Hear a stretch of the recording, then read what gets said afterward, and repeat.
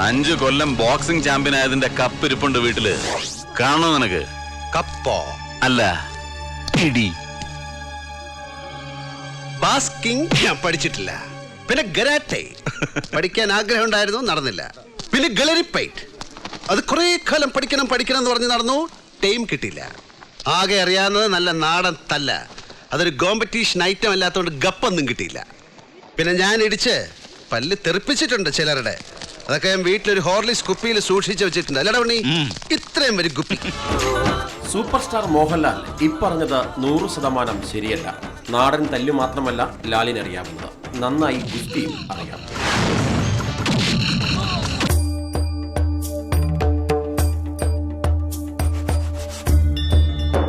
വീരകേരള ജിംഖാനയിലെ താരമായിരുന്നു ലാൽ ഗുസ്തിയിൽ.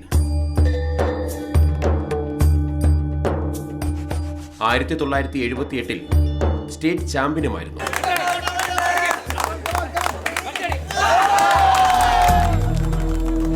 എതിരാളികളെ മലർത്തിയടിച്ച ആ കാലം മോഹൻലാൽ ഓർത്തെടുക്കുന്നു. ഞാൻ പ്രീ ഡിഗ്രിക്ക് പഠിക്കുന്ന സമയത്താണ് വീരകേരള ചേരുന്നത്. എന്തുകൊണ്ടാണ് അന്ന് ചേരാൻ പോയത് എന്ന് എനിക്കിപ്പോഴും ഓർമ്മയില്ല. കാര്യം പലരും അന്ന് ബോഡി ബിൽഡിങ് മറ്റേ കാര്യങ്ങൾ എല്ലാവരും ശരീരം, ഇപ്പം നമ്മൾ അവിടെ ചെന്നപ്പോൾ എനിക്ക് ഇതിലേക്കായിരുന്നു ഒരു താല്പര്യം തോന്നിയത്. അങ്ങനെ നാരായണൻ നായർ എന്ന് പറയുന്ന അദ്ദേഹമായിരുന്നു അന്ന്. അദ്ദേഹത്തെ അവിടുത്തെ സെക്രട്ടറിയും പിന്നെ ഞങ്ങളുടെ കോച്ചും ആയിരുന്നു. SP ആയിരുന്ന ഋഷികേശ് ദാസ് ആയിരുന്നു എൻ്റെ പ്രസിഡൻറ്റ്. പക്ഷേ അവരൊക്കെ ഇപ്പോൾ ഇല്ല. അദ്ദേഹമായിരുന്നു ഞങ്ങളെ ട്രെയിൻ ചെയ്ത് പക്ഷേ അതുകൊണ്ട് ഞാൻ ഇൻ്റർ കോളേജ് അതിൻ്റെ സ്പോർട്സിന് അല്ലെങ്കിൽ റെസ്ലിങ്ങിന് ഞാൻ കോളേജിനെ റെപ്രസെൻറ്റ് ചെയ്ത് പോയി. എനിക്കതിൽ പ്രൈസ് കിട്ടി. ഞങ്ങൾ പാലയിലായിരുന്നു. ഞാനൊരു അന്ന് വരെ കാണാത്ത ആൾക്കാരാണ്. ഒരു പഞ്ചാബി എന്നുള്ള ആൾക്കാരുമായിട്ട് റെസ്ൽ ചെയ്യേണ്ടി വന്നു, ഹരിയാന എന്നുള്ള ആൾക്കാരുമായിട്ട്. I came second. പിന്നെ അതുപോലെ സ്റ്റേറ്റിന് വേണ്ടിയിട്ട് ഞാൻ റെസ്ൽ ചെയ്യാൻ പോയിരുന്നു. അത് കണ്ണൂർ വെച്ചായിരുന്നു. അതിലും എനിക്ക് ഫസ്റ്റ് കിട്ടി. പക്ഷെ എൻ്റെ വീട്ടിലാരും പിടിക്കാനുണ്ടായിരുന്നില്ല. അതാണ് സത്യം.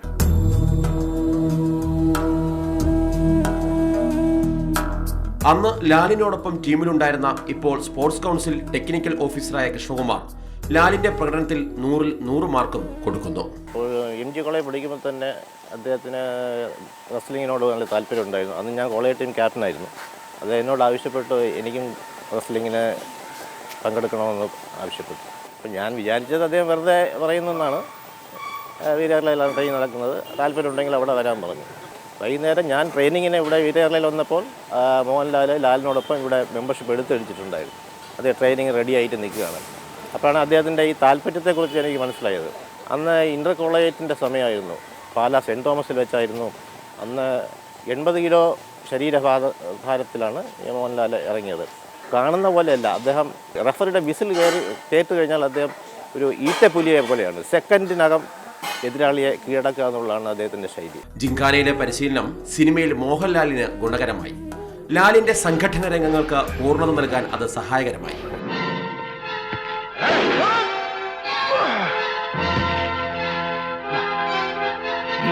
ഇക്കാലത്ത് നമ്മുടെ സിനിമയിലെ ഒരുപാട് ആക്ഷൻ സീക്വൻസിനെ ഇത് ഒരുപാട് എന്നെ ഹെൽപ്പ് ചെയ്തിട്ടുണ്ട്. അത് തീർച്ചയായിട്ടും അവരോട് നന്ദി പറയുന്നു.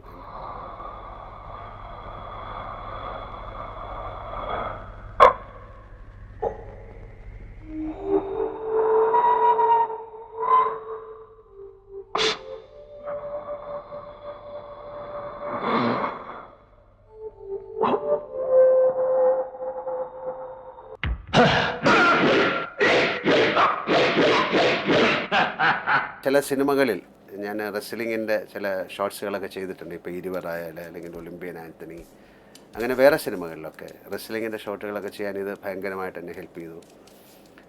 പിന്നെ പിൽക്കാലത്താണ് ഈ WWF ഒക്കെ ഭയങ്കരമായി ടെലിവിഷൻ വന്നപ്പം. പക്ഷേ അതിനു മുമ്പ് തന്നെ ഇന്ന് നമ്മൾ അതിൽ കാണിക്കുന്ന പല ടെക്നിക്കും ഞാൻ അന്ന് സിനിമകളിൽ ചെയ്തിട്ടുണ്ട്. ഈ ജീവൻ്റെ ജീവൻ എന്നൊക്കെയുള്ള ഫിലിമിൽ ഭയങ്കരമായ ഡെഡ്ലി ലോക്കുകളും ത്രൂകളൊക്കെയാണ്. ഇപ്പോൾ നമുക്ക് ആ സിനിമ കണ്ടു കഴിഞ്ഞാൽ ഇതെങ്ങനെ ചെയ്യാൻ സാധിച്ചു. ട്രെഡ്മില്ലും ബ്രഞ്ച് പ്രസ്സും ഇല്ലാതിരുന്ന കാലത്ത് ഗുസ്തിയും കളറിപ്പയറ്റുമെല്ലാം മലയാളികളെ പഠിപ്പിച്ചത് കേരളത്തിലെ ആദ്യ ജിംഖാനയായ വീരകേരള ജിംഖാനയാണ്. 1924 തുടങ്ങിയ വീരകേരള ജിംഖാനയ്ക്ക് തിരുവിതാംകൂറിന്റെ ചരിത്രത്തോളം പഴക്കമുള്ള കഥകളും വീരത്വവും പറയാനുണ്ട്.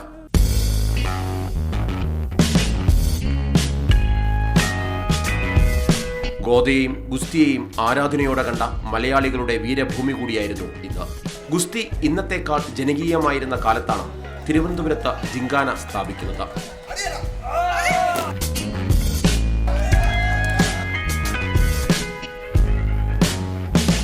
ജിമ്മുകളോ അല്ലെങ്കിൽ ഒരുപാട് മെഷീൻസോ കാര്യങ്ങളോ ഒന്നുമില്ല. എന്നാലും തിരുവനന്തപുരത്ത് വെച്ച് ഏറ്റവും നല്ല ഒരു ജിമ്മായിരുന്നത് വീരകേരള ജിങ്കാന എന്ന് പറഞ്ഞാൽ ആ പേര് തന്നെ എനിക്കൊന്ന് 1924 എന്തോ തുടങ്ങിയതാണ്. അന്ന് സർ സി പിയുടെ സമയത്ത് രാജാവും സർ സി പി ആണെന്ന് തോന്നുന്നു അത് ഉദ്ഘാടനം ചെയ്തത്. കളരി അഭ്യാസിയായിരുന്ന കുട്ടമ്പിള്ളയാണ് ജിങ്കാന സ്ഥാപിച്ചത്. അന്ന് കാട്ടുപ്രദേശമായിരുന്ന വഞ്ചൂരിൽ വള്ളിപ്പടപ്പുകളാൽ ചുറ്റപ്പെട്ട ചെമ്മണ്ണിൽ നിർമ്മിച്ച ഒരു കുടിലിൽ അഭ്യാസികൾ പരിശീലനം തുടങ്ങി. പരിശീലനം സൗജന്യമായിരുന്നു.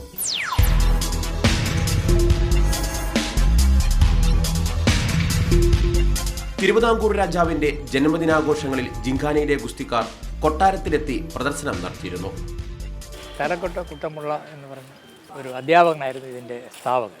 അദ്ദേഹത്തിൻ്റെ ശിഷ്യനാണ് രണ്ടാമത് വന്ന ശ്രീ പ്രഭാകരൻ. ആ കാലം കൊണ്ട് ഇത് ഒരു ഗവൺമെൻറ് സ്ഥലത്താണ് ഇതിൻ്റെ പ്രവർത്തനം. കുട്ടമ്പിള്ളയുടെ മരണശേഷം അദ്ദേഹത്തിൻ്റെ ശിഷ്യന്മാരിലൂടെ വീരകേരള ജിങ്കാന മുന്നോട്ട് പോയി. പിന്നീട് ഒരു ട്രസ്റ്റിന് കീഴിലാക്കിയ ജിങ്കാനയുടെ നായക സ്ഥാനത്ത് മള്ളൂർ ഗോവിന്ദപിള്ളയടക്കമുള്ള പ്രഗത്ഭർ വന്നു. ഗുസ്തി പഠിക്കാൻ കേരളത്തിൽ നിന്നെമ്പാടുമുള്ള ആളുകൾ വീരകേരള ജിങ്കാനയിൽ എത്തിത്തുടങ്ങി. പത്മരാജൻ ചിത്രമായ ഒരിടത്തൊരു ഫയൽവാനിലെ നായകൻ റഷീദും ജിങ്കാനയുടെ സംഭാവനയായിരുന്നു.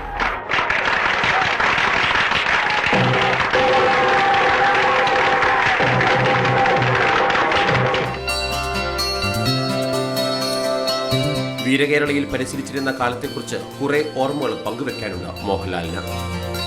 പ്രസൂദ് എന്ന് പറയുന്ന ഒരാളുണ്ടായിരുന്നു. അദ്ദേഹം എനിക്കൊന്ന് ഈ റെസ്ലിംഗ് ഫെഡറേഷൻ ഓഫ് ഇന്ത്യയുടെ വൈസ് പ്രസിഡൻ്റ് ആണെന്ന് തോന്നുന്നു. പിന്നെ ഒരു അനിൽകുമാർ, അദ്ദേഹം പിന്നെ ഡോക്ടറായി. അങ്ങനെ ഒരുപാട് പേര് പല പല സ്ഥലങ്ങളിലേക്ക് പോയി. നമ്മുടെ സിനിമയിൽ അഭിനയിച്ച ആൾക്കാർ, റഷീദ്, ഒരിടത്തൊരു ഫയൽവാൻ, അങ്ങനെ ഒരുപാട് പേരുണ്ട്. എനിക്കൊന്ന് അതിൻ്റെ ഒരു ഗുരുത്വം ആ നാരായണ നായർ സാറ് അല്ലെങ്കിൽ നമ്മുടെ കൂടെയുള്ള ആൾക്കാരുടെ അല്ലെങ്കിൽ ആ വീരകേരള ജിങ്കാനയുടെ ഒരു ഗുരുത്വം തന്നെ ആയിരിക്കാം. 180ഓളം അംഗങ്ങൾ ഇപ്പോഴും വീരകേരള ജിങ്കാനയിൽ പരിശീലനം നടത്തുന്നു. നാട്ടിലെ ജിങ്കാനകളെല്ലാം ഹെൽത്ത് ക്ലബ് എന്ന പേര് സ്വീകരിച്ച് മോഡേൺ ആയപ്പോൾ ചരിത്രത്തിന്റെ ഭാഗമായ പേര് അതേപടി നിലനിർത്തിയും ഗുസ്തി പരിശീലനം തുടർന്നും ജിങ്കാന 90-ാം വയസ്സിലേക്ക് അടുക്കുകയാണ്. 6 വർഷം മിസ്റ്റർ കേരളയായ ശശികുമാറാണ് പരിശീലകൻ. മിസ്റ്റർ കേരള എന്ന പേരാകുന്നതിന് മുമ്പ് കേരളശ്രീ പട്ടമായിരുന്നു നൽകിയിരുന്നത്. അങ്ങനെ അവസാന കേരളശ്രീയുമായി ശശികുമാർ. 74-ൽ ഞാൻ കേരളശ്രീ ആയിരുന്നു. അത് കഴിഞ്ഞിട്ടുള്ള ഒരു 6 വർഷം മിസ്റ്റർ കേരളയായിരുന്നു. ആ സമയം ഇപ്പോഴാണെങ്കിൽ ഒരു ബോഡി വെയ്റ്റ് അനുസരിച്ചാണ് കാറ്റഗറി തിരിച്ചിരിക്കുന്നത്. പണ്ട് അതല്ല. പണ്ട് 3 കാറ്റഗറി മാത്രമേ ഉള്ളൂ: ഷോർട്ട് മാൻ ക്ലാസ്, മീഡിയം, ടാൾ. ഇപ്പോൾ ജിങ്കാന കടുത്ത പ്രതിസന്ധി നേരിടുകയാണ്.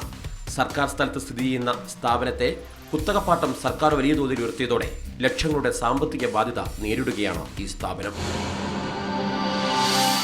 ഗവൺമെൻറ് ലാൻഡ് ആയതുകൊണ്ട് ഞങ്ങൾക്ക് ഒരു കുത്തകപ്പാട്ടം വ്യവസ്ഥയിൽ തരണമെന്ന് പറഞ്ഞ അപേക്ഷ അന്ന് മുതൽ സർക്കാരിന് കൊടുത്തു തുടങ്ങി. എന്തോ കാരണവശാൽ അത് നടന്നില്ല.